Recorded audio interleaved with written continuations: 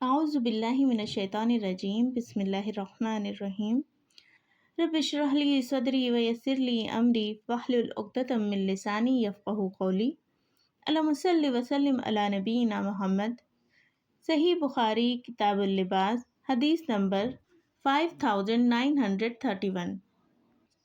حدثنا اسحاق ابن ابراہیم اخبرنا جریر عن منصور عن ابراہیم عن علقمہ قال، علقمہ عبداللہ بن مسعود رضی اللہ تعالیٰ عنہ سے روایت کرتے ہیں کہ لانا عبداللہ بن مسعود رضی اللہ تعالیٰ عنہ نے لعنت فرمائی والشماتی گودنے والیوں، والمتنمساتی چہرے کے بال اکھاڑنے والیوں، والمتفلجاتی اور سامنے کے دانتوں کے درمیان کشادگی پیدا کرنے والیوں، للحسن خوبصورتی کے لیے، یعنی خوبصورتی کے لیے یہ سارے کام کرنے والیوں، اور المغیراتی خلق اللہ، اور یہ سب کام کس لیے؟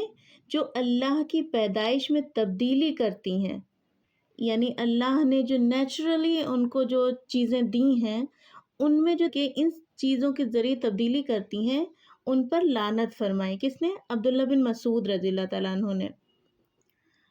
تو فقالت ام یعقوب، تو ام یعقوب نے کیا کہا؟ ما ھذا، یہ کیا ہے، مطلب یہ کیوں ہے، کیوں لعنت فرمائی ہے عبداللہ بن مسعود نے؟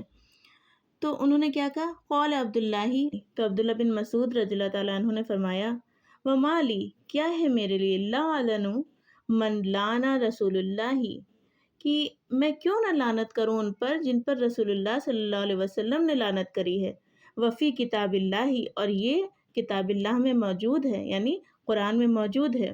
قالت، تو انہوں نے کہا واللہ، اللہ کی قسم، لقد قرأت من بین اللوحین فما وجدتہ، انہوں نے کہا میں نے تو پوری کتاب پڑھ لی، پورا قرآن پڑھ لیا، مجھے تو کہیں نہیں ملا۔ قال، تو انہوں نے فرمایا واللہ، اللہ کی قسم، لئن قرأتی ہی، اگر تم نے پڑھا ہوتا، لقد وجدتی ہی، تو تم ضرور پا لیتی۔ کیا تمہیں یہ آیت معلوم نہیں؟ وما آتاکم الرسول فخذوہ وما نہاکم عنہ فانتہوا، یعنی جو کچھ رسول تمہیں دیں اسے لے لو، اور جس سے بھی منع کریں اس سے رک جاؤ۔ یہ سورہ حشر کی آیت نمبر 7 ہے۔ یعنی مفہوم اس کا یہ ہے کہ نبی صلی اللہ علیہ وسلم نے لعنت فرمائی ہے ان عورتوں پہ جو اپنے چہرے کے بال اکھڑواتی ہیں۔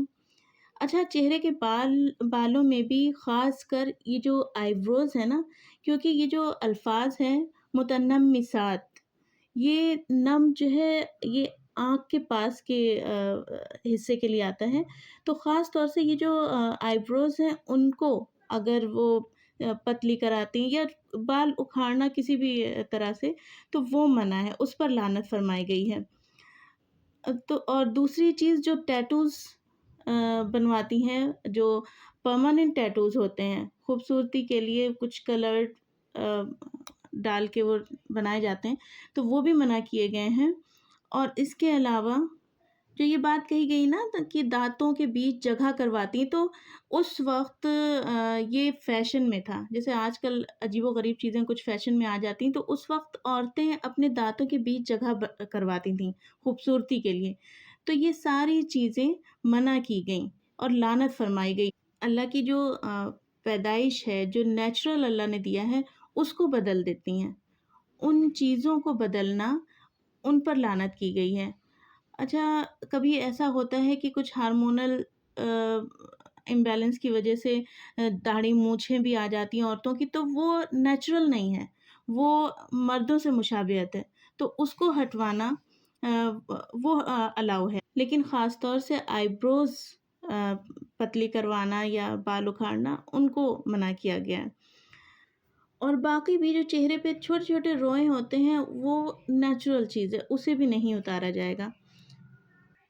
اور یہاں پر ایک چیز اور یہ جو آئی ہے نا، کچھ لوگ کہتے ہیں قرآن میں کہاں لکھا ہے، بہت ساری چیزوں کا حکم قرآن میں نہیں ہے، وہ نبی صلی اللہ علیہ وسلم کی حدیثوں سے ہمیں پتہ چلتا ہے، اور قرآن میں یہ دلیل کافی ہے اس بات کے لیے، ان کی حدیثوں سے ہمیں ریفرنس لینے کے لیے یہ دلیل کافی ہے کہ جو کچھ رسول تمہیں دیں اسے لے لو، اور جس چیز سے منع کریں اس سے رک جاؤ۔